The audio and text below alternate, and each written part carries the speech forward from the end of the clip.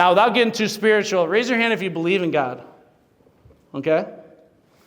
Now, if you believe in God, who was made in God's image? He's like, Jesus was, Dom.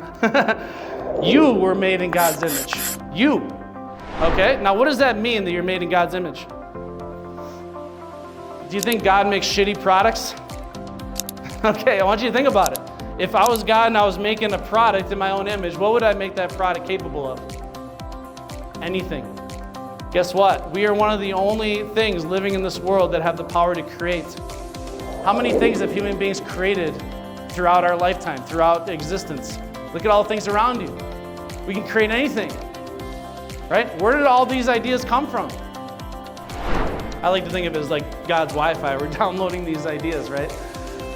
But you're capable of any of that stuff. So you got to outwit the devil. Don't let him sell you the false notion that you're not capable of achieving anything.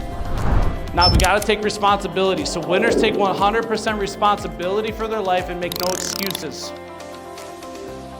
So they say winners focus on winning, losers focus on winners. Now I want everyone to do themselves a favor. From this day forward, it's okay to have people you look up to. It's okay to have role models. But stop comparing yourself to anyone else. Right? One thing that is true is every one of you is unique. Every one of you has unique gifts, unique talents, unique skills, strengths and weaknesses. The best you can do is compare yourself to yourself, the you of yesterday.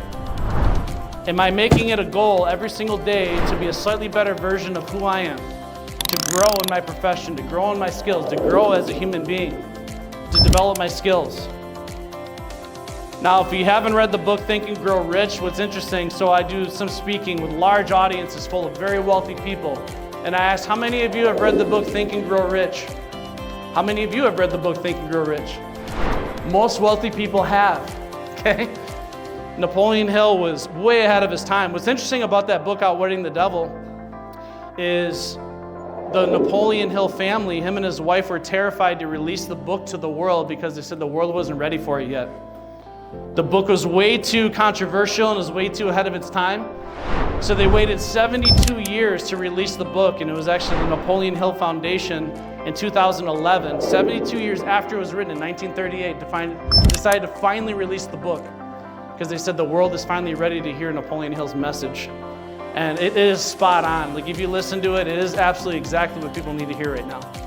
But he has an amazing thing in here, and I'll talk about Maxwell Maltz, but every failure brings with it the seed of equivalent success. Sometimes he would say every failure brings with it the seed of equivalent advantage. I would accept either one of those, but success is the one that's on the final exam. So make sure you put success there. Now, what does that mean? Can anyone tell me what that means? Every failure brings with it the seed of equivalent success. People are afraid of what? Failure. It's that fear of failure that stops people and blocks people from persisting, from moving forward. And little do they know that they're right on the cusp of something that's absolutely substantial in their life, greatness.